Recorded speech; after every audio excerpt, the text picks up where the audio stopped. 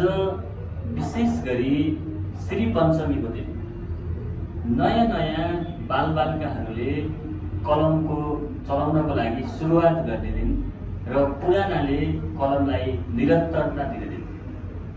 विशेष गरी जसले जुन उद्देश्यको लागि आफ्नो कलमलाई निरन्तरता दिइराख्नु भएको छ, कसैले व्यक्तिगत जीवनको परिवर्तनका लागि कलम चलाइराख्नु भएको छ, कसैले देशको आमूल परिवर्तनको लागि कलम चलाइराख्नु भएको छ, ती सम्पूर्ण व्यक्तिहरूले चलाइराखेका कलमहरू त्यो उद्देश्य प्राप्तिमा निरन्तर रूपमा लागिरहन सकुन् र उद्देश्य प्राप्त गर्न सकुन् भन्ने आज विशेष गरी श्री पञ्चमीको दिनको उपलक्ष्यमा म झविन्द्र पाण्डे कोरियन भाषा प्रशिक्षकको तर्फबाट धेरै शुभकामना दिन चाहन्छु।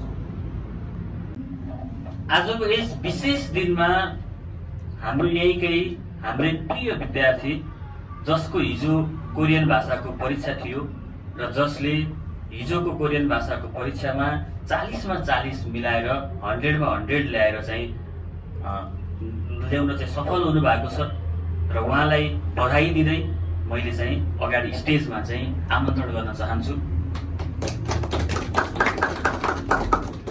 वास्तवमा उहाँले चाहिँ कोरियन पहिलो पटक एटेन्ड गर्नु हो र उहाँ सफल हुनु भएको छ। सर्वप्रथम त मेरो व्यक्तिगत तर्फबाट म कोरियन प्रशिक्षक झविन्द्र पाण्डेको तर्फबाट र एकिमी परिवारको तर्फबाट उहाँलाई धेरै बधाई दिन चाहन्छु। उहाँको आगामी जीवनको लागि पनि र उहाँको स्किल टेस्ट लगायत कोरियाको बाँकी जति पनि प्रक्रियाहरू छ त्यो सम्पूर्ण प्रक्रियाको लागि उहाँलाई अल द बेस्ट भन्न चाहन्छौँ। र कोरियाको खुड्किलो मात्र होइन, जिन्दगीमा अगाडि बढ्दै जाने क्रममा जीवनमा अनेक खालका खुड्किलाहरू आइपर्छन्। ती सम्पूर्ण खुड्किलाहरूमा सहज तरिकाले ती खुड्किला पार गर्दै अगाडि बढ्न सक्ने शक्ति प्राप्त भएको होस् र सरस्वती माताले पनि उहाँलाई त्यो सद्बुद्धि प्रदान गर्नुभएको होस् भन्न चाहन्छु। धन्यवाद सर्वप्रथम त सरलाई धेरै धन्यवाद। सरको सल्लाह सुझावको कारणले हिजो फुल मार्क्स हान्न सफल भयो। अनि यो एकिमी परिवार बेसिक सर अनि कोअर्डिनेटर सरलाई पनि धेरै धन्यवाद। सरहरूको साथ सपोर्टले गर्दाखेरि स्टेजमा आइपुगे। सबैजना यो इन्स्टिट्युटमा पढ्न आउनु होला। धेरै विद्यार्थी साथीहरूलाई पहिलोपटक कोरियन भाषाको इक्जाम फेस गर्दाखेरि सुरुमै नाम निकाल्न गाह्रो हुन्छ भन्ने खालको कुराकानी छ। अब तपाईले पहिलोपटक कोरियन भाषाको इपिएस इक्जामको फाइनल इक्जाम एटेन्ड गरेर 40 मा 40 मिलाउन सफल हुनु भएको छ। यो प्रक्रियाको बीचमा चाहिँ कस्तो तरिकाले चाहिँ कोरियन भाषाको लागि अध्ययन गर्यो भने, मेहनत गर्यो भने चाहिँ पहिलो पटकमै सफल हुन सकिदो रहेछ त? तपाईको के छ अनुभव बताइदिनुहोस्। मेरो चाहिँ बेसिक राम्ररी पढ्नुस्, सरले भनेका मिनिङहरू राम्ररी भोग्नुस्, अनि बुक राम्ररी हेर्नुस्, सबै कुराहरू बेसिकबाटै गरेर एडभान्ससम्म राम्रो गर्नुस्। त्यति गर्यो भने राम्रो हुन्छ। सर, उहाँलाई तपाईँ के भन्न चाहनुहुन्छ? ठिक छ, उहाँ गएर नडराउनुहोस्, नघबराउनुहोस्। सर्वप्रथम त बेसिकबाट एडभान्ससम्म सरहरूले दिएको गाइडेन्सको पालना राम्रोसँग पालना गरेर राम्ररी पढ्नुहोस्। अनि इक्जाम दिने बेला उता सजिलो आउँछ, बेसिक नै आउँछ, बेसिक एडभान्स सबै सरले पढाएको आउँछ। मजाले गएर नडराएर दिनुहोस्, सब पास हुनुहुन्छ। मजाले दिनुहोस्। बेसिक लेभलदेखि एडभान्स लेभलसम्म सबैजनाले एकदमै राम्रोसँग मेहनत गर्नुभयो भने पक्कै पनि तपाईहरु पनि सफल हुनुहुनेछ।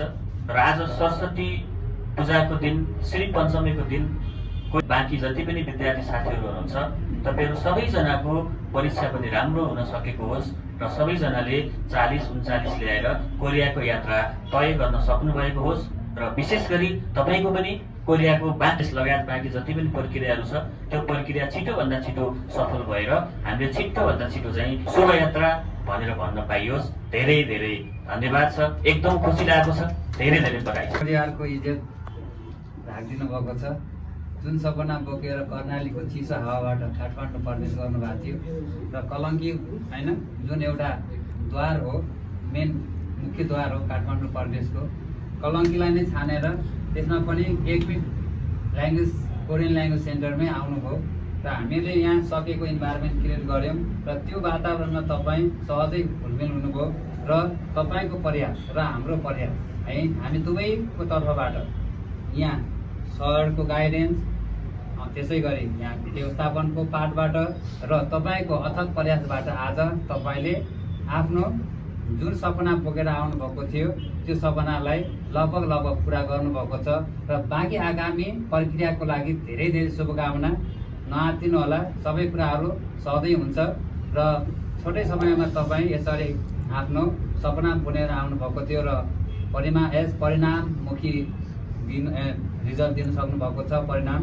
यसैमा हामी धेरै धेरै गौरव गर्छौँ र तपाईँ जस्तै अरू भाइ बहिनीहरूलाई पनि है यसै गरी मिहिनेत गर्दै जानुहोस्।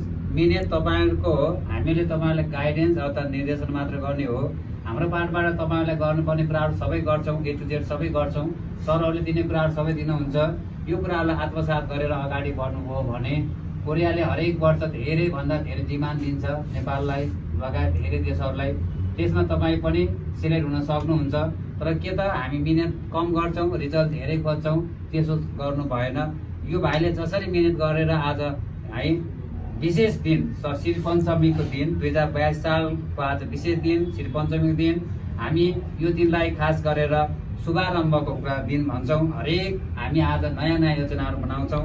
त्यसै गरी आज उहाँले पनि हिजो दिएको इक्जाममा 100मा 100 लिएर आउनुभएको छ र आजदेखि उहाँले नयाँ दोस्रो अध्ययनको थालनी गर्नुभएको छ भन्दै फेरि पनि एकमै परिवारलाई विश्वास गरेर यसरी 100मा 100% रिजल्ट दिन सक्नु भएकोमा हामी तपाईँलाई हाम्रो पार्टबाट धेरै धेरै शुभकामना दिन्छौँ र हामीहरूलाई पनि आज हाम्रो शिर ठाडो बनाउने तपाईँले यसरी होइन अवसर दिनुभयो, त्यसको लागि पनि फेरि मुरी धन्यवाद भन्दै र हाम्रा गुरु झपेन्द्र सरलाई पनि धेरै धेरै धन्यवाद दिन चाहन्छु किनकि उहाँको हरेक मार्गनिर्देशक र उहाँका हरेक शिक्षाका आयामहरू, उहाँसँग भएको अनुभवहरू, कोरियाको बसाइ लगायत उहाँले शिक्षण गर्दै आउनुभएका हरेक कुराहरूलाई सहज तरिकाले विद्यार्थी भाइ बहिनीको माझ प्रस्तुत दिनुभयो र जसको झपेन्द्र पाण्डे सरलाई फेरि पनि धन्यवाद दिन चाहन्छु। धन्यवाद।